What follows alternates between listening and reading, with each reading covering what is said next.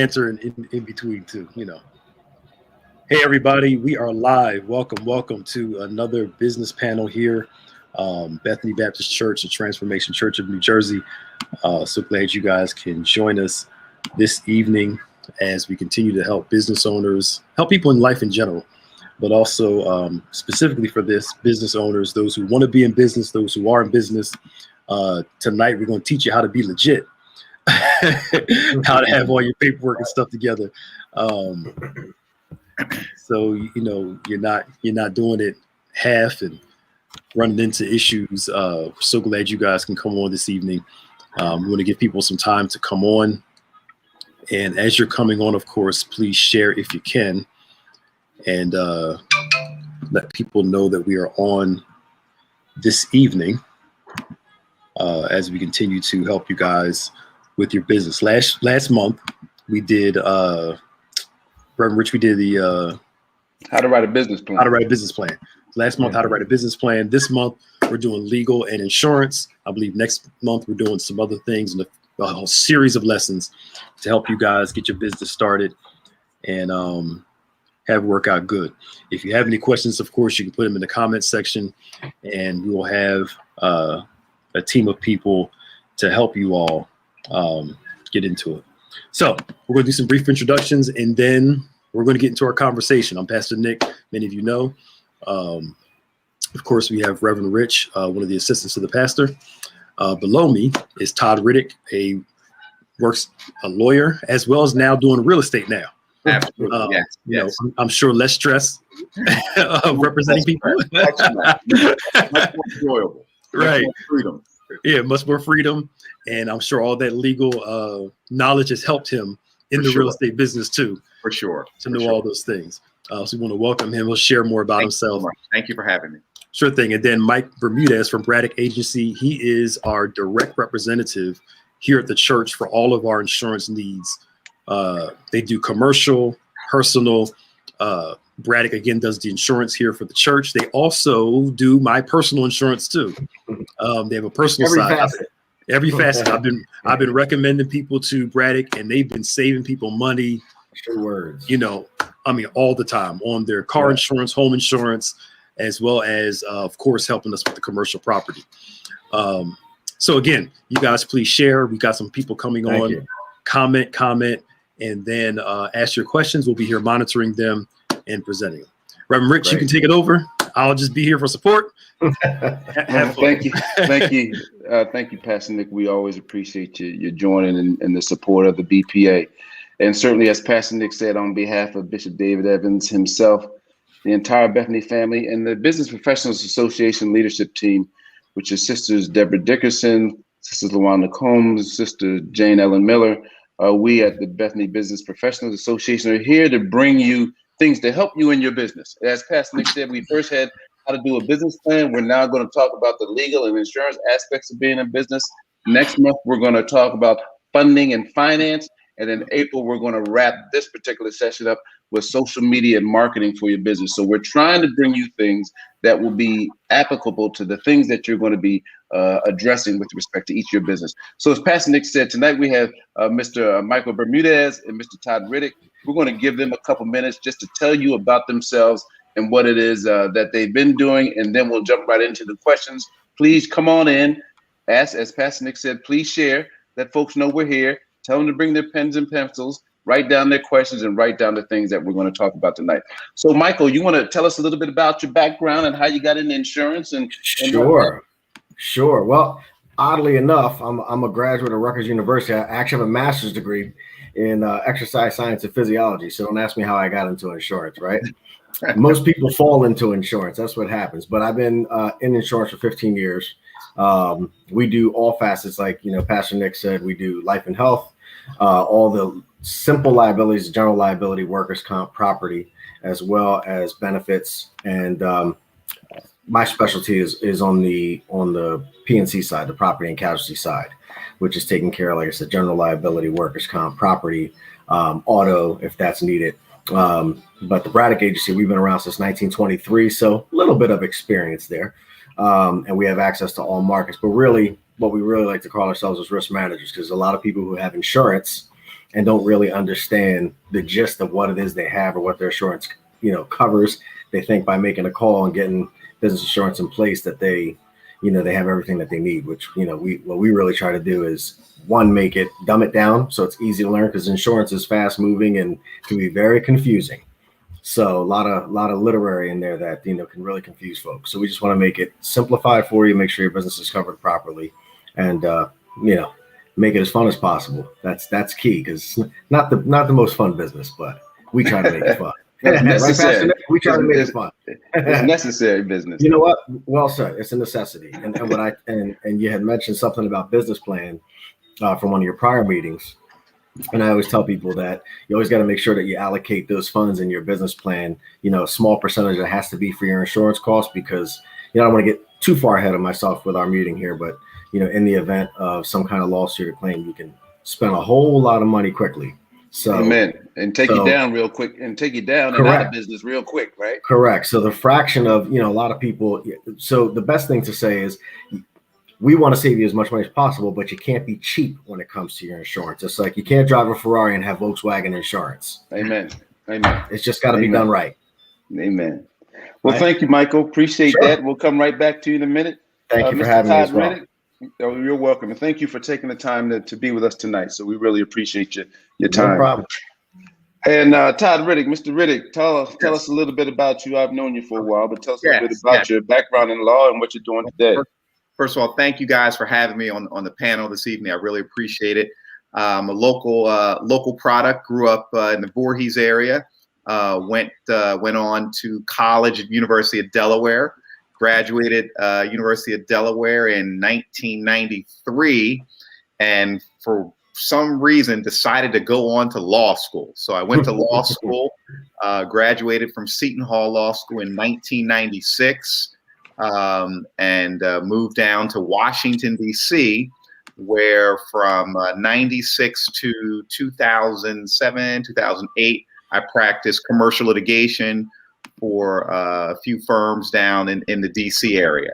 And in 2007, moved my family back here to South Jersey, decided I didn't want to practice law anymore, and started my own real estate development company. I don't advise this, but I had a little bit of money in my 401k, and I snatched it all out, and that was my seed money to get my business started. And I've been, doing real estate development since 2008. I've worked for myself since then. I enjoy it tremendously, and so yeah, that's pretty much my background. Well, thank you, Todd. Let's jump right into it. And again, if you have a question, please post it for us, and we'll try to get to it. So Todd, tell us when you're going into business for yourself, and I'm gonna throw the same question to you, Michael, after Todd finishes. When you're going into business for yourself, what are the legal concerns or the legal questions you need to answer initially? Absolutely. Well, protecting your assets and taxes are really the primary considerations. So what that really ostensibly relates to is, what type of business structure are you going to form? There are several different types of structures. You have a sole proprietor, you have a LLC, you have a limited liability partnership, you have limited partnerships. If you're a nonprofit, you can be a 501c3. So really, that's really the first step, is deciding how you want to structure your business, how you want to pay your taxes, and how much exposure you want for your personal assets. Okay, thanks, Todd. And we're going to come back, because we're going to have to break each one of those down so we understand. Okay. I want to talk about that. Yeah. Which one is which, and which one is best? And Michael, the same question to you. If you're starting a business, what are some of the insurance needs that you need to address early on? Well, with insurance, all of it is a little different, all depending on the type of business that it is, right? Mm-hmm. But insurance is typically broken down into your general liability, which in our industry is known as like your slip and fall. To break it down for you, you got your property, which is your premises liability or building, comp, which is your workers' compensation in the event that someone gets hurt while on duty, right? Or at work. And then you have your commercial auto, which is simply what that is. And then you have a bunch of other forms, professional liability, which, something that Todd had when he was an attorney. I may still have at some point, but professional liability covering your professional opinion, what I have as an insurance broker. EPLI, which is employment practices liability, which is wrongful termination. In the event that you can't fire someone because of their religious belief or ethnicity, that kind of thing. So the key is that when you have a business, and really where a broker can help is all depending on that business, whether it's a restaurant, retail, trucking, house flipper like Todd himself, or a church like Bethany, the need is a little different. All depending on what type of business it is, and we would guide you on what exactly it is that you'll need for that particular business. But it really all starts with your general liability, which is your base insurance for your business. Thank you for that. And can we dig a little bit deeper? So certainly Sure. within our professional association, we have people that have their own kind of food business, right? Sure. They may be in the food business. They Sure. may be in the clothing business. Yep. They may be in the real estate business, like Todd. Right. Those are some of the general businesses that we see prominently within the church, and Yep. most of those folks there may be a 1 or 2 person show, and maybe Yep. some are a little bit broader. So what do you just talked about the general liability? Can you really jump in a little bit deeper and say, what does that do, and what if you don't have it? Okay. Well, let's hope that you don't have it, because that's also general liability is going to assume also defense costs in the event of an actual lawsuit. Okay. That's what those limits mean. So your general liability, I'll break it down for you pretty simply. When most people have a general liability policy, they'll have what's called their aggregate limit, which is the maximum amount the insurance will pay out over the course of a year. And that's typically for a business is a $2 million aggregate. They can go as high as $4 million, but it's typically $2 million. Then you have your each occurrence limit, which is the maximum that they'll pay out for any one claim. Okay. So those are your standard general liability limits. And most of the time it's in the event, I can use like a car rental business, for example. If I go to rent a car and I'm on the premises of that parking lot, and while walking to the car to check it out, I slip and fall. That's a general liability claim, right? So that's why they call it slip and fall. Most of your claims wind up being general liability, by the way. Like say a senior citizen slips at a supermarket, that's a slip and fall claim. Those are the things that people get sued for the most, is on premises stuff like that. Restaurants, same thing. Someone slips and falls because of they were picking up food, and on the way out, the floor had just gotten mopped, and that's a general liability, right? No, go ahead. No, please go ahead. I was going to say, okay, so say I make pies. Pastor Nick has had my pie before, and if I'm out delivering pies, I'm making them in my kitchen or something. I don't have and I go and somebody gets sick from my pie, right? What should I have done if I don't have any insurance? Is there anything in particular that I should be doing or should have done?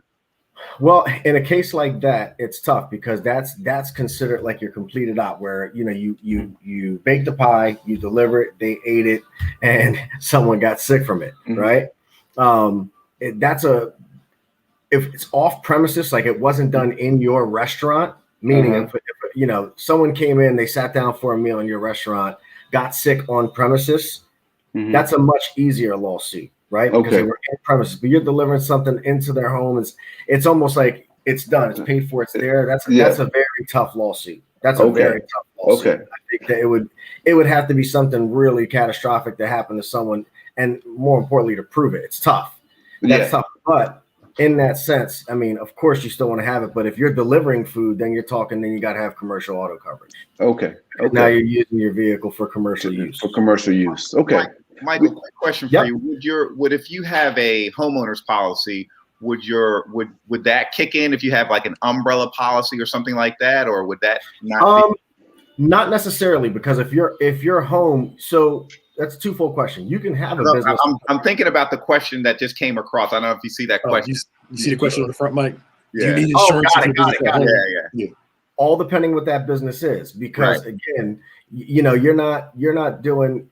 You mentioned about being a sole proprietor. You can still be sued that way, right? So if you're Mike Bermuda's home cooked pies, and I'm cooking them at home, you can still write off part of your home business as square footage of your home as a business. Right. So I wouldn't recommend that, because in the event of a lawsuit, a good attorney is going to go after your personal assets first. Right. So I would never recommend. I always recommend separating. Right. Someone's, when they, I never recommend doing that. Okay. Can I throw something in there on that? Because a lot of accountants will ask the question, how much can you write off from your house? And nobody ever thinks about that other side of it. So they just start writing off everything and never consider the legal aspects of it. Sure. I think this is why we're having this panel, y'all. So if I can say it like this, we're not doing business ghetto. That's right. That's right. I would much rather you talk to somebody like a lawyer or insurance person to tell you all the things you don't know. Because what we just found out recently, the state of New Jersey just changed their employment laws, and it didn't really filter down to the businesses yet. So you have to have somebody that knows all the changes. So they can let you know. So they can let us know what's going on, because we had no clue. I mean, it didn't affect us bad, but we had no clue at all that they made these changes. And we're like, how come the state never said nothing about these changes? I guess it was just on the website, and they expect people to go and know what's going on. Right. Yeah. Right. That's a really good point. And maybe we can jump into that in terms of how to point somebody in the right direction. Certainly they can come to you, Michael, for their insurance. No doubt. Would like to say that Chef Joe has joined us. The Abundant Harvest catering services that he runs, and certainly previously of the Melange Cafe, which many of us have frequented when he had that. And we wanted to make sure that he was able to come on and talk to folks that are in the food business about some of the things they need to address. So thanks for joining, Chef. Todd, the next question's coming to you. Break down at least a couple of those definitions that you were talking about. The ones you brought up, sole proprietorship versus LLC versus LLC. Break down some of those definitions. So everybody get your pens out and your paper. Write these down. Absolutely. So I guess the most basic business structure would be a sole proprietorship, and that would be someone, I guess for illustration, someone is just starting out a business at home. Baking pies. If Rich's pie business is probably going to be a sole proprietorship, and essentially, as a sole proprietorship, you don't have to actually officially do anything. There's no paperwork to be filed with the state or with the federal government. You just operate your business as normal. However, the negative of that is you expose your personal life, your personal assets. So if I get sick from Rich's pie, I'm going to sue Rich, and I'm coming after your bank and your checking account and your savings accounts. And there's not a buffer there to protect you. And typically sole proprietorships, I recommend those for people who are, kind of testing the water out. Maybe this was your first pie, Rich, and it didn't go well for you. So you figure you're going to fine tune things before you actually get into the pie making business. So so that's sole proprietorship. And what's the next tier then? Next tier from there would be, I would say, a limited liability partnership. Is that an LLP or is it just an LLP? LLP, and then you also have a limited partnership. So the LLPs are typically you find in professional associations, whether it be a law firm or an accounting firm. Typically, there are partners who all share in the the liability of the firm. So the difference between a limited partnership and a limited liability partnership. A limited partnership has one general partner, and then it has a bunch of other partners. And the general partner assumes the brunt of the liability, whereas the other partners have limited liability, hence the name limited liability partnership. And there's a partnership agreement that governs that relationship. Who gets how much money, who's responsible for, for whatever, debts and things of that nature. And then you have so limited partnership and then limited liability partnership. That's where basically all the partners share in the liability of the partnership. Everyone is on a sort of a level, even playing field, and they all share, the same, burdens and benefits of that partnership. So let me ask a quick question before you go on to the LLC and the S corp and what have you. So Michael, and this may be a stupid question, do the insurance needs no stupid questions different? Are they different if I have a general, a sole proprietorship, a limited partnership, or a limited liability? Are they different for those different aspects of businesses that I'm in? Only in respect to workers' comp. Okay. So with workers' comp, when you are a limited liability company in the state of New Jersey, as an owner, your payroll as the owner does not have to be included in the comp. Mm-hmm. When you are a corporation, by law, you have to be included at least the minimum that the state will require. Each state is different. New Jersey, Delaware, Philly, it's all different. The minimum in the state of New Jersey now is somewhere around 40,000. It's like minimum payroll that they'll let you, but that's how it affects your comp. And just like I said, from like Todd, clearly laid out, outside of protecting, your personal assets, right? So okay. Liability coming and such, but only from a workers' comp standpoint. Okay, great. Mm-hmm. So to that point, let's bring Chef in here. So Chef, whether it's when you had Melange or now, how did you manage your legal needs and your insurance needs? Well, I definitely had an accountant. I had several accountants. And one thing I would always suggest to everyone that's getting ready to go into business, make sure that your relationship with your accountant and your attorney and your insurance company are all intertwined and they all are communicating on the same page. I had an S corp, and what I found was my accountant did not know my attorney. So my attorney drew up papers on specific leases that really didn't apply to the numbers that I was trying to produce. And when my accountant saw them, they didn't make sense. Then the relationship soured with the accountant. So then the numbers really got lost in the shuffle of switching over accountants and then switching over attorneys. Mm-hmm. I went through some tax issues. It's well known, but I can tell you now, when I look back on it, if I had a tax attorney at that time, which I did not, I probably would have been in a better situation to deal with the debt that was thrown at me. Mm-hmm. So a lot of people go in with this idea they can bring in their friend as an accountant, they can bring in their friend as an attorney, they can bring in their uncle's insurance agency. It doesn't work like that. Mm-hmm.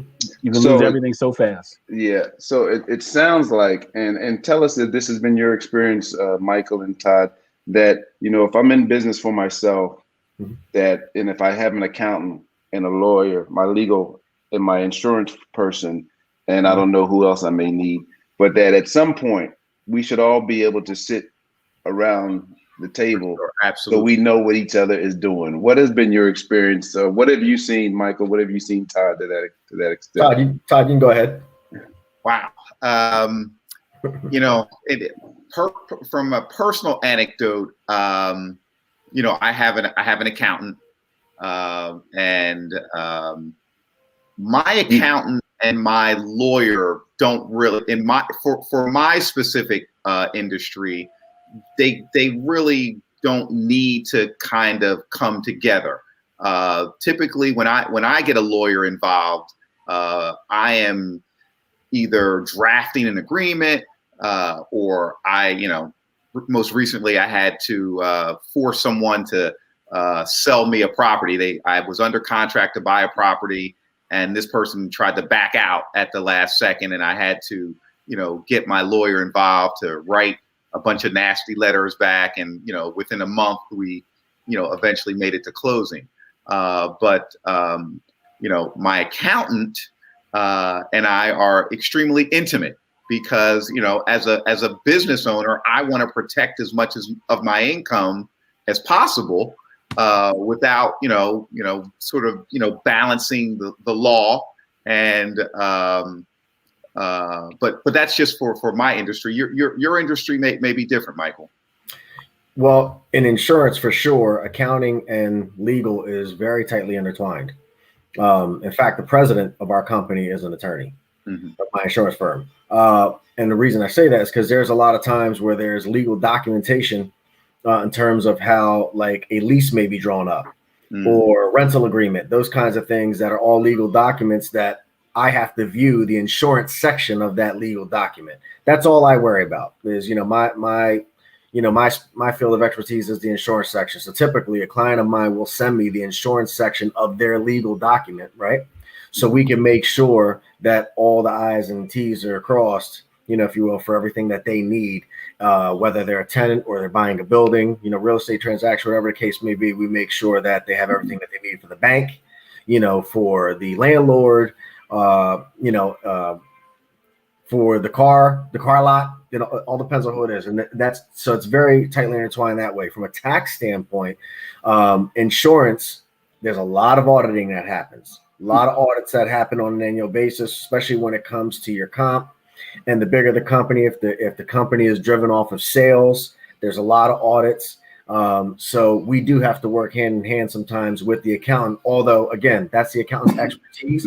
But we come in with how the insurance policy was written and making sure that the audit made sense, that the audit was correct, so that way all the numbers that we fact find can then go to the accountant, and the accountant can then black and white it, if you will, make sure that it's just very clear and concise. But it's very closely intertwined in my business. Okay. Can I ask a question to actually to all of you? It seems like you're saying when the business is starting off, when you talked about sole proprietorship, you may not require as much. When you're, and Chef, you can probably jump on this too. So when you're planning your business, you start small. Do you build for where you're going early, or do you just kind of take it step by step and say, at this phase, I need this amount of legal and accounting, and then I'll add to it as we go? How do you plan for, I hope I'm saying it right. How do you plan for the inevitable growth and the needs that you're going to have legally, insurance wise, and accounting wise? Take us through that progression. I could say me personally, when doing my business plan, I built the business plan. I looked at the big picture. So if I was projecting for $20,000 and I needed to have a certain amount of professional help involved to get there, and I'm just using $20,000 as a number, I made sure I had the right people in the places that can help me get there. All right. Now, my big picture might have been $100,000. Let's just say for a week, a month, or whatever. I knew I had to have a certain type of accountant, a certain type of attorney that had the back work people that were there to support it. So I didn't want to just hire just I don't know, Joe Brown on the corner that's an accountant, but he only has himself doing the work. Because as you all know, when you get audited, they want those papers ASAP. They don't want them 2 months from now. And I'll give you a quick story. I got a labor audit brought up to me, and I was so thankful that I had an accountant and I had a payroll company that were communicating together and had all my records in order. They sat in my restaurant for 2 days going through 7 years of labor, and it was only supposed to be 5, I believe. Correct me if I'm wrong. Yep. And what the audit was is that one of my employees, there was an increase in the hourly wage. It was like 10 cents. And one of my employees complained to the labor board that they were being underpaid. Wow. All right. When all was said and done, I owed the employee, it might have been $100. And he was the only one employee that didn't get the increase. It was a misstep from the payroll company. He missed just one person. Mm-hmm. I could have been sued for the interest and everything to pay this employee. Right? Mm-hmm. Come to find out, the labor board told me he needed to produce the paperwork and pay this employee. So the employee was trying to collect all this money that he really wasn't entitled to. Right. And the only reason why I knew that is because the payroll company was communicating with my accountant. My accountant got a hold of my attorney. We were back and forth, and finally it got down to the bottom line. It wasn't even that much money. Yeah, but it could have been a lot worse if you didn't have. If I didn't have the right people. Folks. So my planning was to make sure I had the right people that saw the big picture with me. A lot of people go in and they go in with a small picture and they say, okay, we're only going to do baby steps. Get here. Well, what happens when you get real big? Right. Are you ready for it? Are you ready for it? Chef said that he had, let's get a couple more definitions in while we can. Chef said that he had an S Corp. Can you define an S Corp for us, Todd? Yeah, an S Corp it's very similar to what a C corporation is or regular corporation. So a regular corporation is, it offers you the highest level of protection of your personal assets. However, the negative of the corporation is that you have to pay taxes. You pay corporate taxes, and depending on how your corporation is structured, you may have to pay dividends or taxes on your dividends. So it can be expensive. The S Corp, which Chef had, is structured a little different. It's almost similar to a limited liability company in the sense that it allows for you to pass through to your personal taxes. So you don't pay a corporate tax. It flows, the profits and losses flow through to your personal taxes. So from a tax perspective, a S Corp can be more beneficial. Okay. Hope you all are writing that down. You mentioned about the dividends. Some folks may not know what you meant when you said that. You want to expound a bit on that, or you want to leave that? That's a good question. Well, a dividend is what a company pays to its shareholders in profit. So that's right. That's right. Yeah. So that you have to pay taxes. So you have to pay taxes if your business does well, and you have investors in your business. Then the shareholders get a piece of that profitability because you've done well, and then they pay a dividend to you. Some of you see that in your 401ks. You get dividends that are reinvested in your 401ks. And I guess Todd and Michael and Chef and Pastor Nick, you will all agree. There's no reason for folks to be overwhelmed by having to get the legal stuff done or the insurance stuff done. That's why we have professionals that do that. But don't say, "Oh my God, I don't know what they're talking about." I don't have to do that. On that note, though, I'm sure the three of you have heard about this, where the person that owned the business didn't pay attention to what the accountant and lawyer was doing until something came up. Sure. And then the owner is still responsible because they weren't checking in. And I oftentimes have people who start a business, they just kind of let their lawyer and accountant just do whatever. And I just want to run the business and you guys take care of all the back end stuff. Right. That happened to me. I can give you a very clear story. So I'm busy. So when I first opened, I had a lot going on. I was trying to get the cookbook out. I really was just making sure bills were getting paid the best way I could, but I was touring, doing book signings. And I'll never forget, I was in the restaurant doing a photo shoot for the book, and the state walked in and said, "We're here to collect taxes." And they just looked at me, and I said, "What are you talking about?" They said, "Well, you owe this much." Wow. And I looked at them, and I said, "Give me a minute." I called my accountant up. I said, "Can you tell me what's going on?" He said, "Just send them to me." Just send them to me. He says, "Tell him to send a letter to me." I said, "Okay." Little did I know, there was quarterly taxes that we know have to be paid. There's that 20th of the month. Every 20th of the month, taxes got to be paid. We were missing quarters, and I had to come up with like $10,000. Quick. and it was like there was no waiting for it. So, that was the end of that account. Of course, because he was procrastinating, delaying, shifting, moving around, taking his time. And I'm thinking things are being taken care of. So as you said, you have to be in your hands in everything. You can't just be a business person. If you're in a restaurant business, you just can't be just a chef. Yep. Right. Dishwasher, you have to be an accountant, you have to be a bookkeeper, you have to be a host, a server. There's so many things that are involved in running a business, not just the restaurant business, but every business. Right. Chef, quick question for you. Do you, in hindsight, do you think the S Corps was the best structure for your business? I don't think so, because I took on too much. I think there was too much that fell back on me personally. Yeah. And you mentioned earlier, I probably should have went C Corp. Right. And maybe limited liability. When I look back on it, the amount of revenue that I was driving in such a short period of time, and I wasn't smart enough at that time to understand everything that was really best for me. Right. That's why I say now to anybody who's trying to go into business, make sure you get the best people that have the best interest.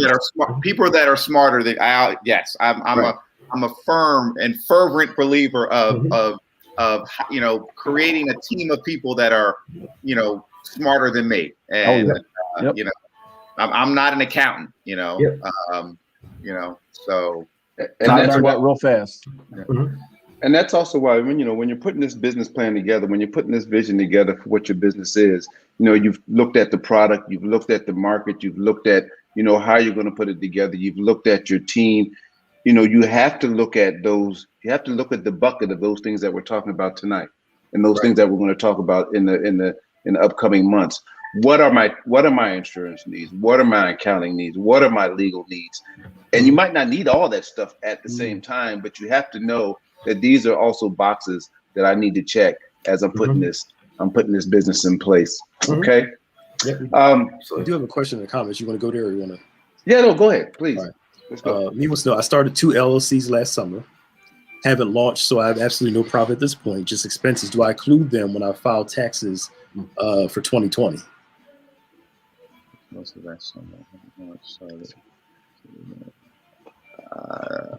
if he has no profit, the question is, does he have a loss? Right. Certainly, if he has losses, he wants to include that because he's going to get a tax benefit for those losses that he had. Yes, precisely. And if he made money and he's not claiming that he did make money, he's going to have a tax liability for not disclosing that. Because there's this big thing now to tell everybody go get an LLC now, so they can get the tax incentives. You ain't got no real business, but you got an LLC though. Right. Well, and there are people that do that. People who start businesses just to be able to write off losses for 4 or 5 years, and again, from a tax perspective, it kind of makes sense, but that's not you it'll eventually catches up. That's what I was gonna say. Eventually, it's gonna catch up. Go ahead, Mike. I think you have to keep corporation somewhat active, so that it appears that it's a business. Correct. If you go 2 or 3 years without showing any reporting of anything, that's a red flag. Right. It's a red flag automatically. So you have to show that you're operating under this tax ID number that you have. Yep. Or I can tell you now, they'll come knocking on your door. Yep. And that's the same thing with a 501c3, right? Absolutely. Because I had a 501c3, and whether fundraisers we did on an annual basis, we still had to make sure that we documented and kept track of all those funds that we gained, that we received, and how we then dispersed those funds. You know, that we weren't dispersing those funds to take vacation or what have you, so that we didn't have any liability associated therewith. And here's another thing. It's harder to dissolve a corporation than it is to start a corporation. A lot of people don't know this. And I can give you stories right now of me trying to dissolve my corporation. They didn't want to hear anything about it. And I imagine you're because you got to pay whatever debts and liabilities and you got to. They don't want anyone to talk to you. Yeah. You got another question there, Pastor Nick? Yeah. Mike. Yeah, Mike. What's the best insurance to have on a nonprofit business?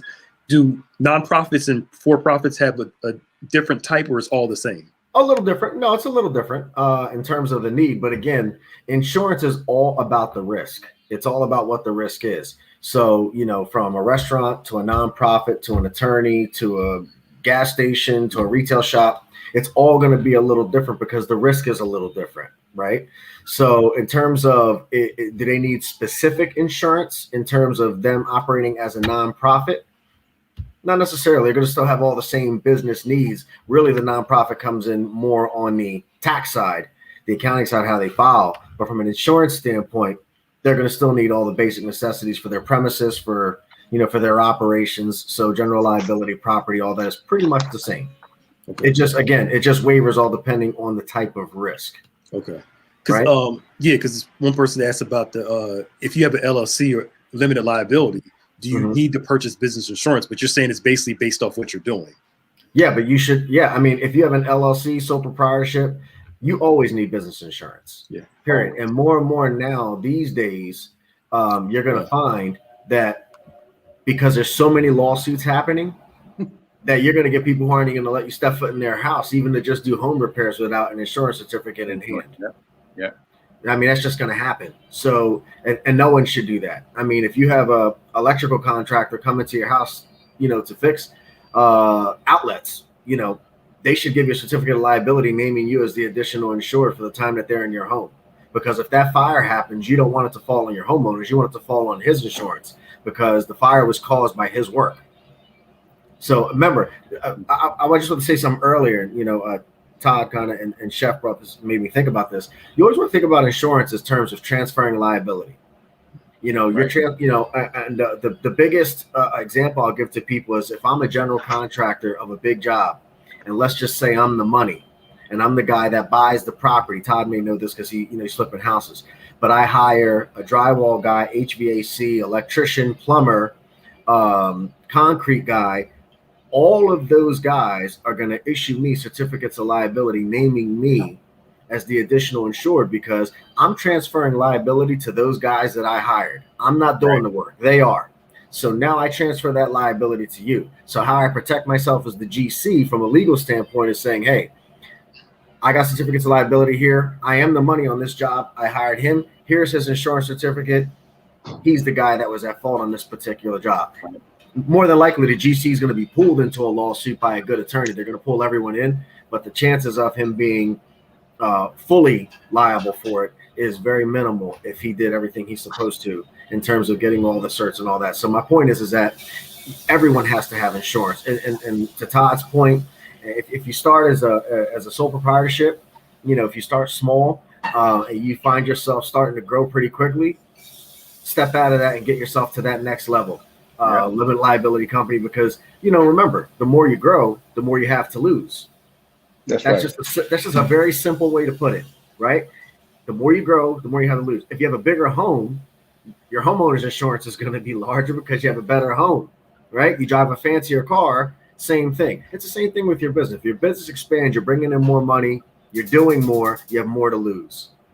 Pretty simple. That's great. That was really a good. I hope folks are listening because they're getting some knowledge that they're getting tonight. They'd have to go and pay somebody for.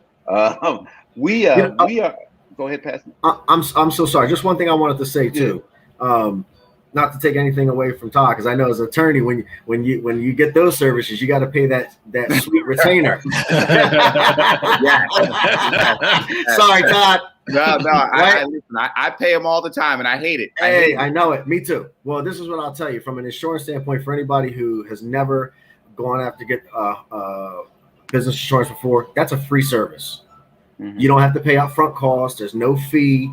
Quotes are free. So all the work that we put that in. And Pastor Nick can attest to this. I pride myself on not good service, impeccable service. He knows I answer my phone on Sunday nights. That's how I do it. But the point is that whatever the need is, our job is to get you quotes, and that doesn't cost you a thing. My job is to guide you, make sure you have what you need, and if it happens that it doesn't work out, so be it. But there is no fee for that service. Yeah. To me, it's better to have a broker that can, like you said, call around to get the best quotes for you. Right. To me, when it comes to legal insurance, it's better not to go cheap, to me. Because like you said, you want somebody that connects you with the right stuff. Because like you said, if something happens, it can cost you your house, your car, your savings, all those things. Yeah. Yep.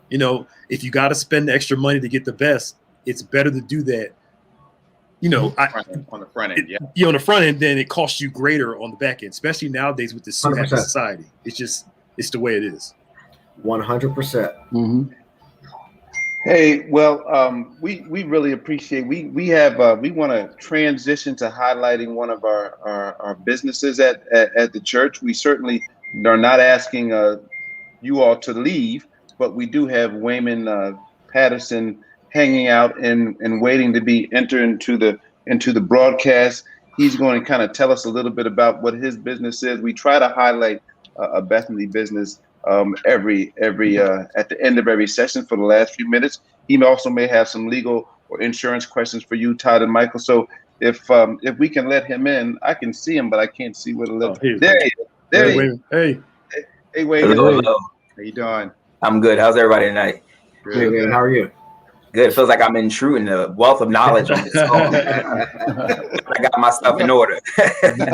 Do you have any questions, Wayman, before you jump into what you do for either Michael or Todd? At this moment, no, but I definitely would utilize them as a resource. As my profession as a realtor, have the ability to leverage each of their relationships for both residential and commercial clients that I come across. So grateful for the opportunity to even be introduced to them. And maybe we can do some business in the near future. Would love that. That'd be great.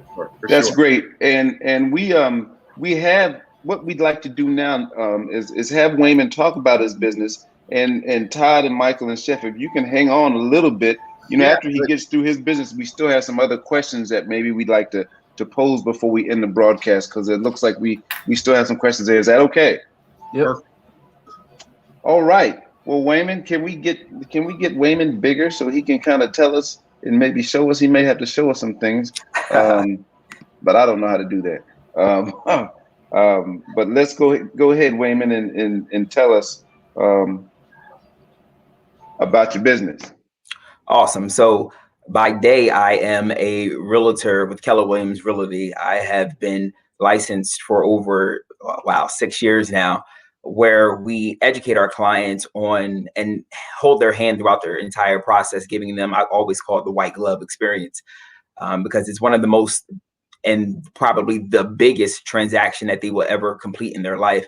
So what we aim to do is transition them from just customers to actual clients, where we become their realtor for life.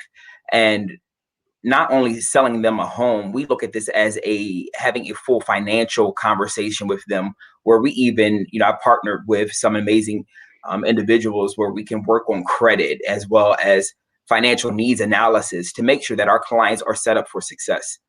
Now, we don't want to be dealing with the bubble that we saw back in 2007 when we had that home of real estate bubble burst. We don't want folks having to deal with that.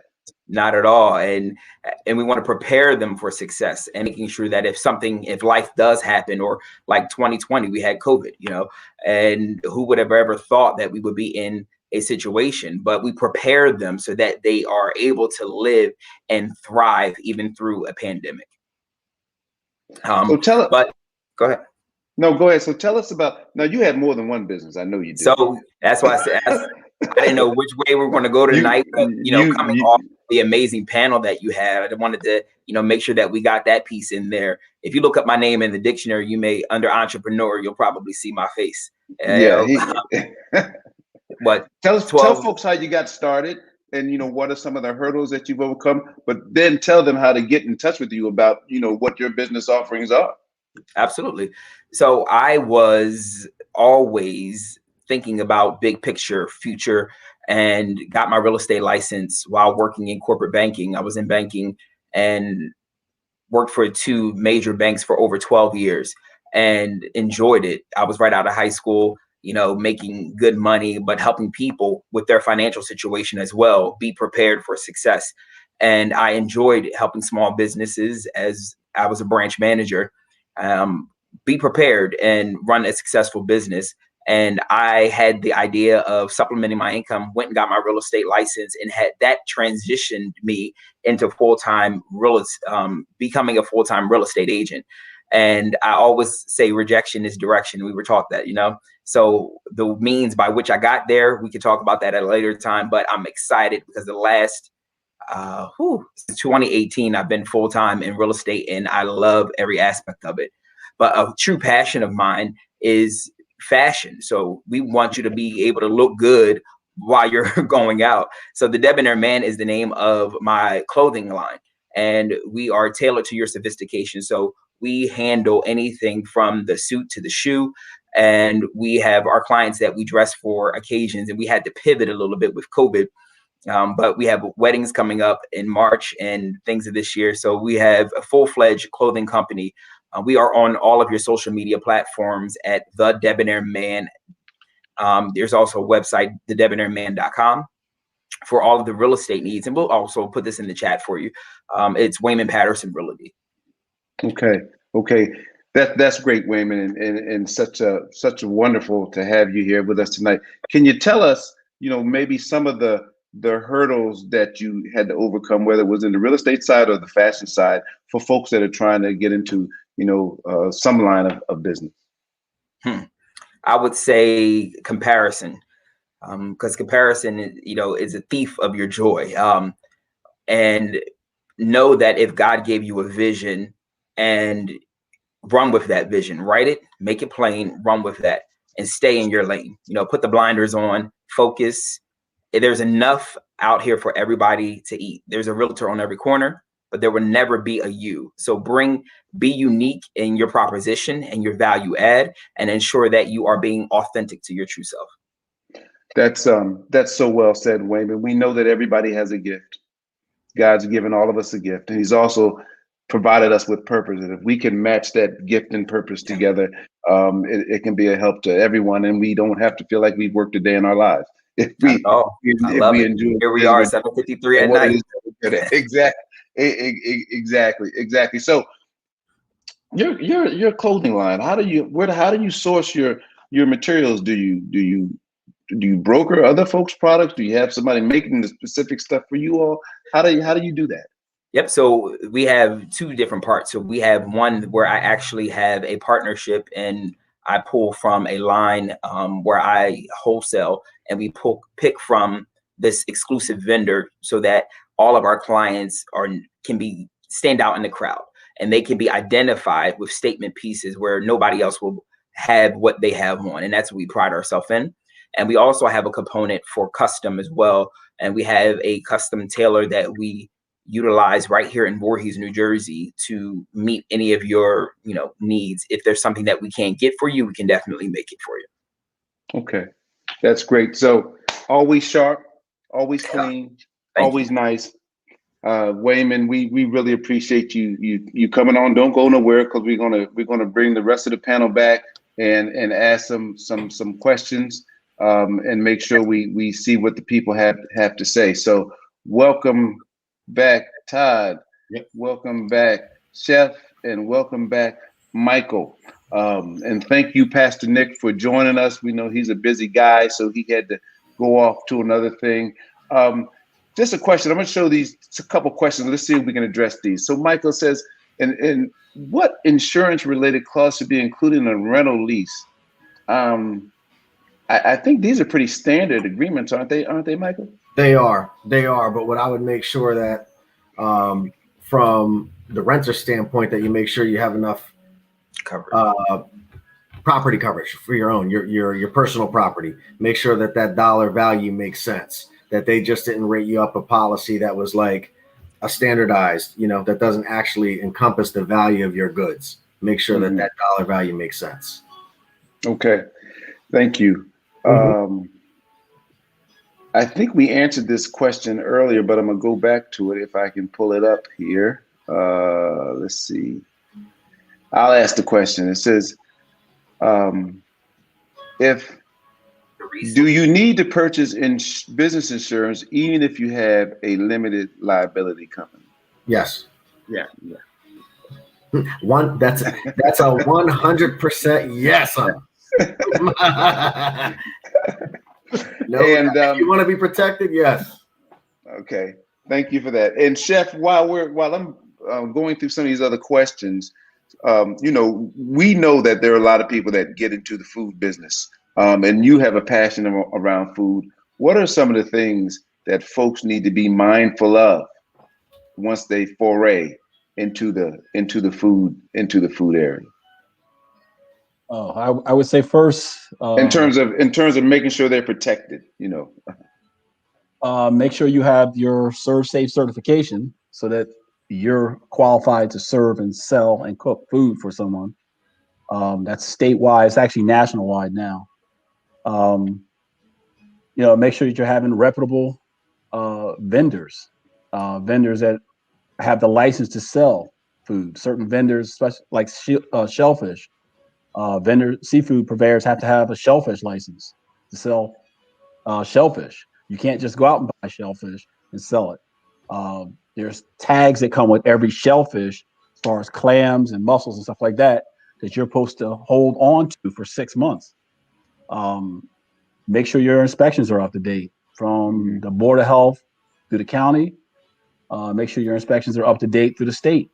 When you open up any type of food business, you have to have a state inspection first, state health inspection first, before you have your county inspection.